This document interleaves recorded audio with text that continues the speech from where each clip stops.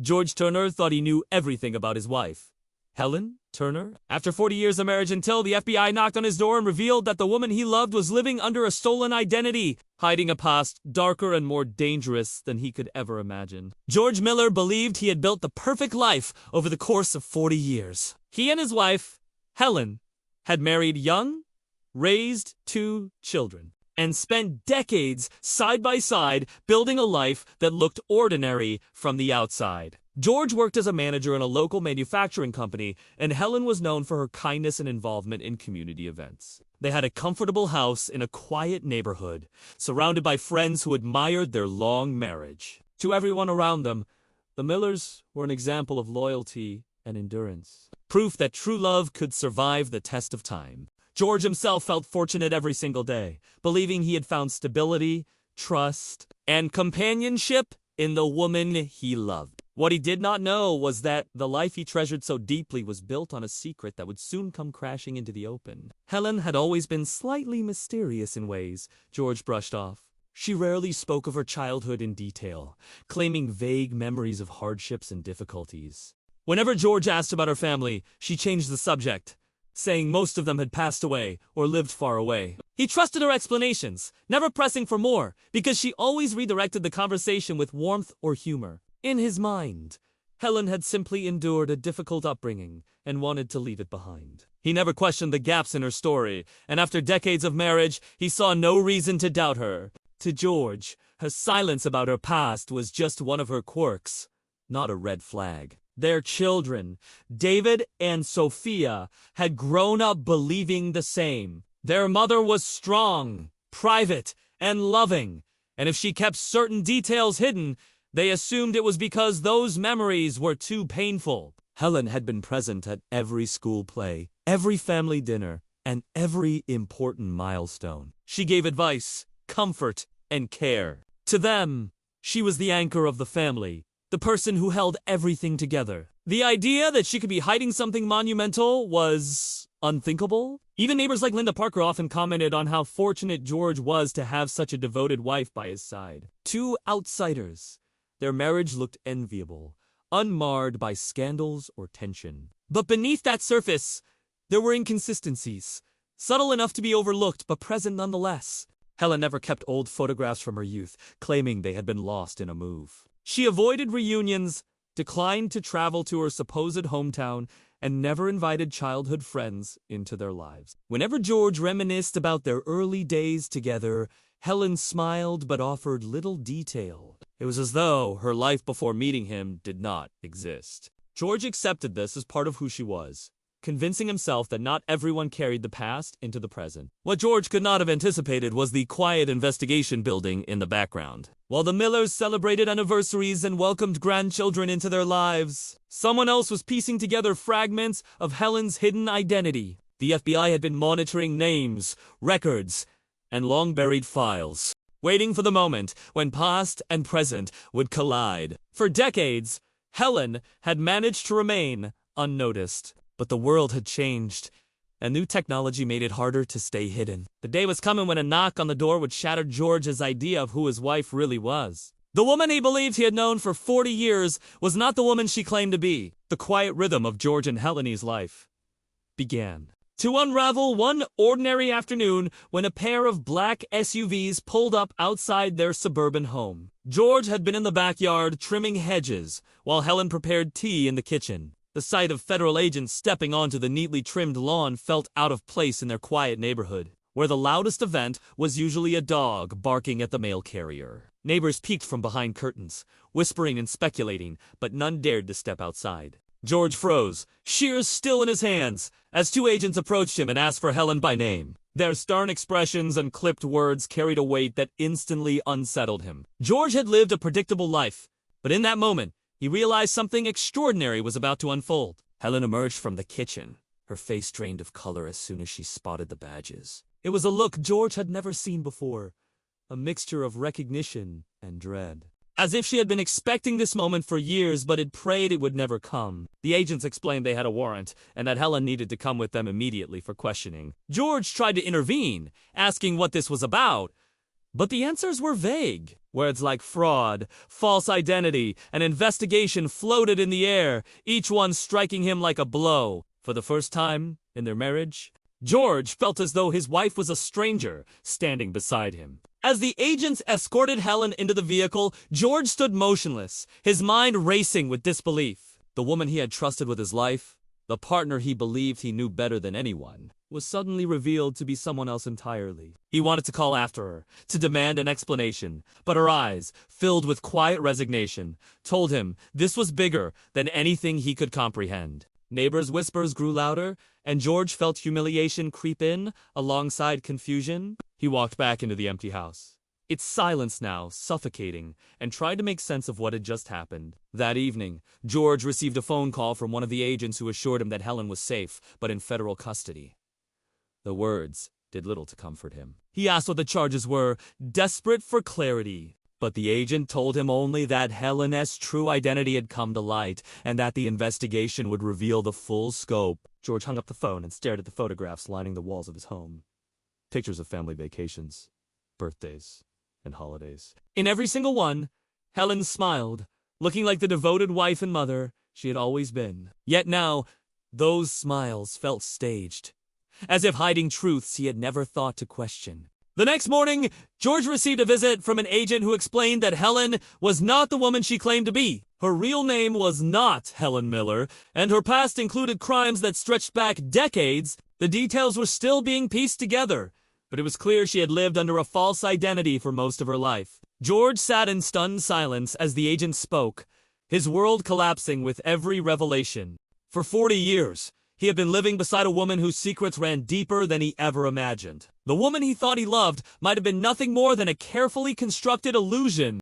The revelations about Helen's past began to emerge slowly, each detail darker than the last, painting a picture that left George reeling. Federal agents disclosed that Helen had not always gone by the name she used during their marriage. Decades earlier, she had been known as Margaret Lane, a name tied to a history of fraud, forgery, and even links to organized crime. Long before she met George, she had vanished after being implicated in a financial scheme that drained millions from unsuspecting victims. For years, she evaded capture, reinventing herself with new documents, fabricated backgrounds, and carefully chosen identities. When George met her, she was already Helen, already a carefully built facade, meant to mask Margaret's past. George thought of their first encounter, the way she seemed reserved yet oddly prepared for every question he asked about her life. What once felt like charm now felt like calculation. The agents explained that Helen's ability to stay hidden for so long was nothing short of meticulous. She had created entire backstories, weaving believable tales about family members no one could trace, and jobs that conveniently left no records. George remembered all the times she declined reunions with his extended family, the excuses about not having living relatives of her own, and the way she deflected questions about her childhood. At the time, he accepted her answers without doubt, believing it was simply part of her private nature. Now, those omissions appeared as cracks in a story she had carefully maintained, cracks he had been too blind to see. Newspaper clippings from decades earlier showed Margaret Lane's face, slightly younger, but unmistakably the same woman George had called his wife. She had been at the center of an FBI manhunt in her 20s, accused of orchestrating elaborate cons that left dozens bankrupt. The reports described her as intelligent, manipulative, and capable of winning trust with unsettling ease. George felt sick as he read them, realizing the same charm that had drawn him in was once used to deceive and exploit strangers. He thought back to 40 years of their shared life holidays, mortgages, raising children, growing old together, and wondered which parts of it were genuine and which were performances. Did she ever truly love him? Or was he just another cover, a safe disguise to keep her past buried? As the investigation deepened, George learned that Helen had been living under constant fear of exposure. She had moved with precision, never staying too close to her past, never allowing old acquaintances to resurface. Yet her disguise had finally unraveled due to a traceable financial transaction she had made years earlier. One that tied her false identity to the crimes of Margaret Lane. That single mistake had reopened her file and placed her back on the FBI's radar. George struggled to reconcile the idea of the woman who read bedtime stories to their children and baked cookies for the neighborhood with the woman described in criminal records as a master of deceit. The realization left George hollow. Every memory he had with her now felt tainted. Every gesture of kindness suspect. The image of his wife that he had cherished for 40 years shattered, replaced by the face of a fugitive who had built her life on lies. And yet, beneath the betrayal, there was a lingering question gnawing at him. If her life had been a lie, what did that make of his own? George sat alone in the quiet of his living room.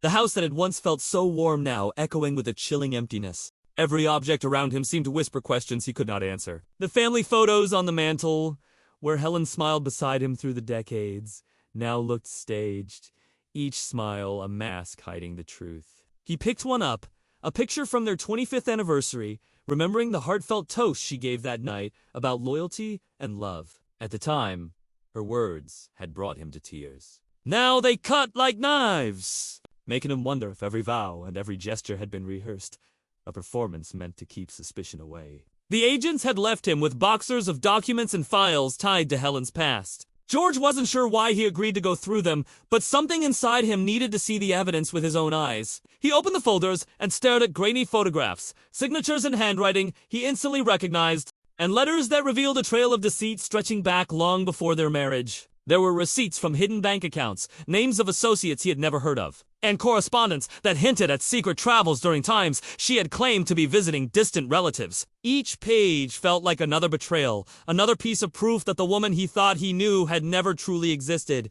As night fell, George poured himself a drink and sat at the kitchen table where he and Helen had shared countless meals. He forced himself to retrace their life together, searching for moments that might have revealed her deception. He remembered the time she insisted on handling all the finances, claiming she wanted to make life easier for him. He had trusted her without question, handing over bills, paychecks, and savings. He thought of the times she seemed oddly nervous when strangers knocked at the door, or how she always avoided cameras at social gatherings. Small details he once dismissed as quirks now formed a pattern of calculated secrecy. The realization that he had ignored these signs crushed him with guilt. George also found himself wrestling with conflicting emotions. He felt anger at being deceived, shame for having been so blind, but also a strange, lingering love that refused to vanish. He could not simply erase 40 years of shared experiences, even if they were built on lies. He remembered how tender she had been when their son was sick as a child, how she sat by the hospital bed for nights without sleep. He thought of the way she comforted him when he lost his job, encouraging him to start over with quiet strength. Were those moments genuine?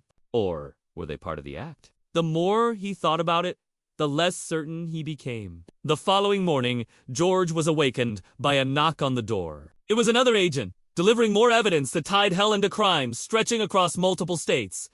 This time, George didn't react with shock. Instead, he felt a grim determination building inside him. He needed answers, not just from files or strangers, but from Helen herself. Only she could tell him why she had lived this double life, why she had chosen him as part of her disguise, and whether any of the love he believed in had ever been real. Helen sat across from the two agents in a sterile gray room, her hands folded neatly on the table. She looked calm, composed, almost too controlled for someone under investigation. The years of secrecy had trained her well. She avoided eye contact for long stretches, her gaze shifting to the clock on the wall or the blank notepad in front of her. To the outside observer, she seemed like an ordinary woman caught up in a misunderstanding. But the agents had already pieced together a narrative that painted her as someone far from ordinary. They began pressing her about names, dates, and movements. Each question was carefully crafted, and each answer she gave was equally careful, wrapped in just enough truth to disguise the lies beneath. For Helen, the performance was second nature. She had lived her entire adult life behind layers of constructed identity. To admit to the full truth now would unravel everything she had built. Every wall she had erected to protect the fragile balance of her existence. She thought of George as the questions intensified, wondering how much he already knew. Did he believe she had ever truly loved him, or did he think she had simply used him as a convenient cover? The weight of that unspoken accusation pressed on her more heavily than the FBI's demands for facts. For all her deceptions, there had been genuine moments with George. Moments she had never intended to fake. Those memories, twisted and complicated, became her secret defense. As the interrogation wore on, cracks began to appear in her calm exterior. The agents laid out photographs, documents, and testimonies that backed her into corners. She tried to shift the blame onto others, insisting she had been misled or manipulated, but the evidence spoke for itself. There were letters in her own handwriting, financial transactions tied directly to her, and timelines that could not be explained away. The agents leaned closer, reminding her that silence would not protect her any longer. They wanted the full story, and they wanted names that extended beyond her. Helen sat rigid, her pulse quickening, knowing that each word she spoke carried consequences that stretched beyond herself. Inside her mind, she weighed her options. She could maintain her silence, preserving the last shreds of her constructed life. Or she could confess and risk exposing everything, including the truth George had never suspected. She thought of the children they had raised, the friendships they had nurtured, and the trust of neighbors who saw them as the perfect couple. Confession would shatter those illusions, yet silence might condemn her to spend the rest of her life in prison with no chance of redemption. Both choices felt like death sentences. One for her past, and the other for her present. The session ended without a confession, but the agents knew they had chipped away at her defenses. Helen was escorted back to a holding cell, the metallic clang of the door echoing in her ears. Alone, she sat on the edge of the narrow cot and pressed her hands to her face, finally allowing the tears she had restrained to fall. For the first time in decades, she was not in control. The life she had orchestrated with such precision was collapsing, and no amount of careful planning could stop it. George would know the truth soon, and that truth would be more devastating than any punishment the FBI could impose. George sat at the kitchen table, the house eerily quiet except for the hum of the refrigerator. He hadn't slept in days. The FBI had left him with more questions than answers, and the neatly stacked documents they'd shown him replayed in his mind like a broken record. The woman he thought he had known for 40 years was a stranger. A carefully crafted illusion who had shared his bed, raised his children, and stood beside him at every milestone of his life. He kept staring at their wedding photo on the wall, Helen in her lace gown, smiling with a glow that had once felt so genuine. Now, he wondered if that smile had been rehearsed, practiced for the role she had played so convincingly. Every detail of their marriage began to feel suspicious. He remembered the times Helen had brushed off questions about her family, the vague answers about her childhood, the way she seemed to have no friends from her early years. He had accepted it back then, chalking it up to painful memories she didn't want to revisit. Now, it felt like a glaring red flag he had ignored. He thought of the years they had traveled, the finances she had managed so carefully, and even the occasional phone calls she had taken late at night in hushed tones. All of it had been hiding in plain sight. Pieces of a puzzle he never knew he was supposed to solve. The FBI had told him Helen wasn't who she claimed to be. They hinted at connections overseas, at a past wrapped in espionage and betrayal. George had felt his chest tighten at every revelation, his trust cracking with each passing word. He tried to reconcile the image of Helen baking cookies for their children with the shadowy figure the agents described. The contradiction gnawed at him, tearing apart the foundation of their life together. Was she an enemy all along? Or had she somehow become entangled in something larger than herself? As he sifted through the emotions, a deep sense of betrayal anchored itself inside him. He had trusted her with everything in his dreams, his vulnerabilities, his entire existence. Now, he felt foolish, exposed, as though the entire town could see how blind he had been. The humiliation mixed with grief, creating a storm he couldn't control. Yet, beneath all the anger, there was still a flicker of something else's stubborn hope that some part of their life together had been real. That the woman he had loved wasn't entirely a fabrication. The knock on the door startled him from his thoughts. It was another visit from the agents, carrying with them more files, more evidence, and more devastating truths. This time, they spoke plainly. Helen had lived under multiple identities before she met him. She had ties to people and organizations that George could barely comprehend. They showed him bank records, coded letters, and even photographs of Helen in places she had sworn she had never been. George sat frozen, the air thick with disbelief as his life unraveled further. When they left, he remained seated at the table long after the sound of their car faded. The house felt colder, emptier, as if Helen's absence had left a void that nothing could fill. For the first time, George realized he wasn't just mourning the woman he had loved. He was mourning the man he had been while loving her. The innocence, the trust, the certainty, all of it had been stolen, leaving behind a shell of a man forced to rebuild a life from the ashes of a lie. The days following the FBI's revelations blurred together for George. He moved through the motions of life in a haze, but nothing felt the same. Every corner of his home seemed tainted by deception. He would walk into the living room and see the blanket Helen used to wrap herself in on cold evenings, and it felt like a relic from a life that no longer existed. He opened the cabinets and found the recipes she had scribbled down. Recipes she had pretended were from her family.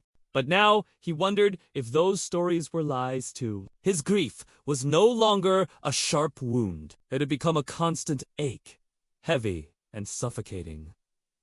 The FBI had not given him all the answers. They fed him pieces, fragments of a much larger story, leaving George to wrestle with his imagination. Sometimes he wondered if Helen had been watching him the entire time, evaluating him not as a husband but as a cover, a safe life in a quiet town where she could vanish from her past.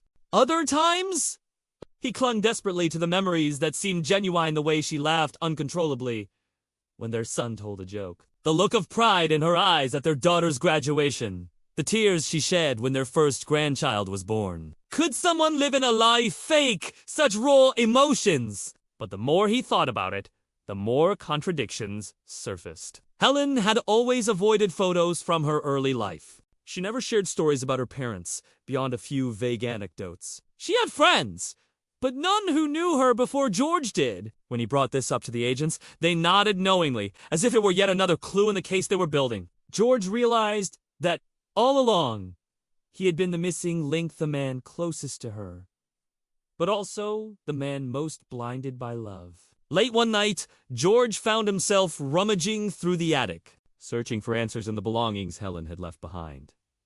There were boxes of family albums, letters, and old documents. At first glance, they seemed ordinary, but George noticed something strange.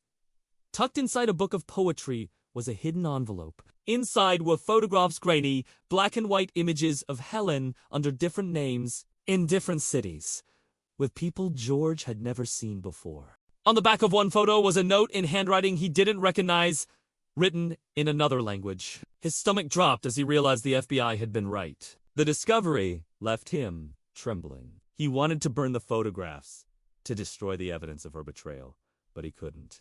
Instead, he stared at them for hours, trying to find the woman he had loved within those unfamiliar versions of her. The woman smiling in the pictures was younger, sharper, and more guarded than the Helen he had known. Yet there was no denying they were the same person. When he turned the envelope over, another piece of paper fell out, a letter, yellowed with age, addressed to Helen, but under a different name. It spoke of a mission, of loyalty, of promises made to a cause larger than herself. The words were cold and detached, nothing like the warmth she had shared with him for decades. For George, it was the final confirmation that their marriage had been built on a secret life he had never been allowed to enter. The next morning, George delivered the envelope and its contents to the FBI.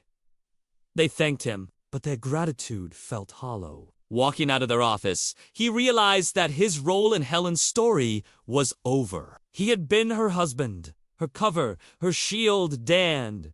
Now, he was her loose end. What unsettled him most wasn't the lies, but the possibility that Helen had truly cared for him in her own way, even as she deceived him. That thought lingered like a ghost, haunting him more than the truth itself. The FBI's final report arrived in a thick envelope, delivered quietly one afternoon. George stared at it for hours before opening it, afraid of what the words inside might confirm. When he finally tore it open, the truth spilled out in clinical paragraphs and cold summaries. Helen, the woman he had shared 40 years of his life with, had not been Helen at all. Her real name was Katerina Volkov, Born in a small town far from the United States, in her youth, she had been recruited into a covert organization during the height of international tension, molded into someone who could disappear into new identities and new countries without leaving a trace. The report detailed how she had fled her past under the guise of a political refugee, weaving a new life in America where no one would question her reinvention.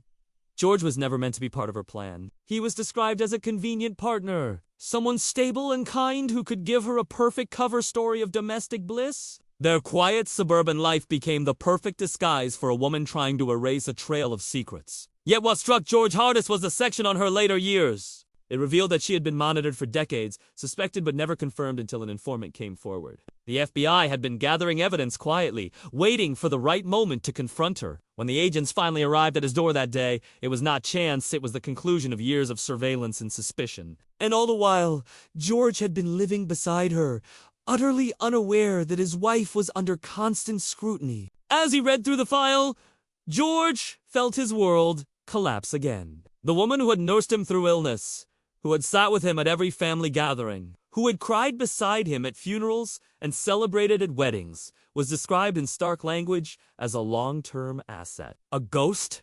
Someone trained to manipulate? But mixed among the lines were details that left him more conflicted than ever. Despite her background, despite the lies, Eleanor Katerina had refused assignments in her later years. She had severed ties, choosing instead to live quietly, avoiding her past rather than continuing it. The agents speculated that her marriage to George had softened her, pulling her away from the life she had once led. For George, this was the cruelest truth of all. Had their love been real, at least in the end? Or was it simply another layer of her deception? He thought about the way she looked at him in the mornings, the way she held his hand when they walked through the park, the way she whispered reassurances when his doubts about life grew heavy. Those moments had felt genuine, but now he questioned whether they were fragments of her training or glimpses of her true self breaking through. He sat in silence for hours after finishing the report, staring out the window at the empty yard. The world outside moved on as though nothing had changed, children playing, neighbors mowing their lawns, birds circling overhead. Yet for George, everything was fractured. His wife was gone, not just in death but in identity, her entire existence rewritten before his eyes. In the end, George realized that closure would never come. The answers were too tangled, the truths too bitter. He would never know for certain who Helen really was, or how much of their life together had been authentic. What he was left with was the weight of memory, the ghost of a woman who had lived 2 lives in one body, and the cruel understanding that even in love, secrets could run deeper than trust.